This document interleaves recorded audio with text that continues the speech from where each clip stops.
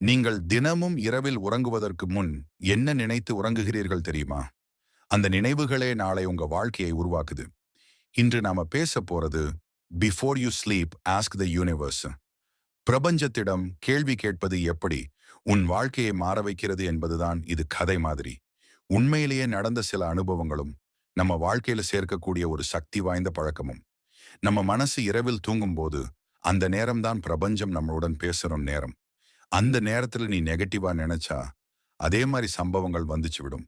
ஆனா நீ தைரியமா நம்பிக்கையோட உன் ஆசைகளை சொல்லுறனா பிரபஞ்சம் கேட்கணும். ஒரு தாய்க்கு மாதிரி தான் பிரபஞ்சம். நீ நல்லது கேட்டா அது உனக்கு நல்லதா தரும். நீ சந்தேகம் கேட்டா அது குழப்பம் தரும். சிறு வயதில் அருள்னு ஒருத்தன் இருந்தான். அவன் எப்பவும் சொல்லுவான், எனக்கு நல்ல வாழ்க்கை வேண்டும்னு. ஆனா தினமும் தூங்குவதற்கு முன் அவன் கவலைப்பட்டான். ஒரு நாள் அவன் ஒரு புத்தகத்தில் படிச்சான், before you sleep talk to the universe. அந்த நாள் முதல் அவன் தினமும் கண்மூடிட்டு பிரபஞ்சத்திடம் பேச ஆரம்பிச்சான். நான் நாளை நல்ல நாளை அனுபவிக்கிறேன், எனக்கு சந்தோஷமான வாழ்க்கை கிட்டுதுன்னு சொல்ல ஆரம்பிச்சான். சில நாட்களிலே அவன் வாழ்க்கை மாற ஆரம்பிச்சது. வாய்ப்புகள் வந்தது, மனநிலை மாறியது, நண்பர்கள் மாறினார்கள். இதெல்லாம் அவன் உண்மையா நம்பியதால தான்.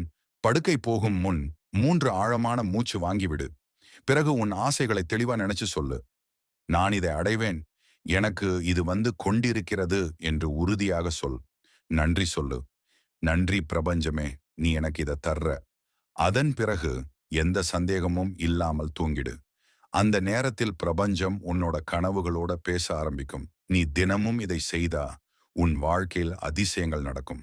உன் மனசு அமைதியாகி உன் ஆசைகள் பாதையிலே வர ஆரம்பிக்கும். பிரபஞ்சம் எப்பவும் கேக்குது.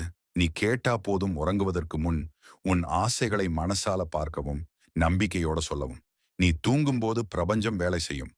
காலையில் விழிக்கும் போது அதிசயமா வாழ்க்கை மாறி இருக்கும். இந்த வீடியோ உங்க மனசை தொட்டிருந்தா தினமும் உறங்குவதற்கு முன் இதை நினைச்சு பாருங்க. உன் கனவுகள் நிஜமாவதை காண்பீங்க. நன்றி பிரபஞ்சமே.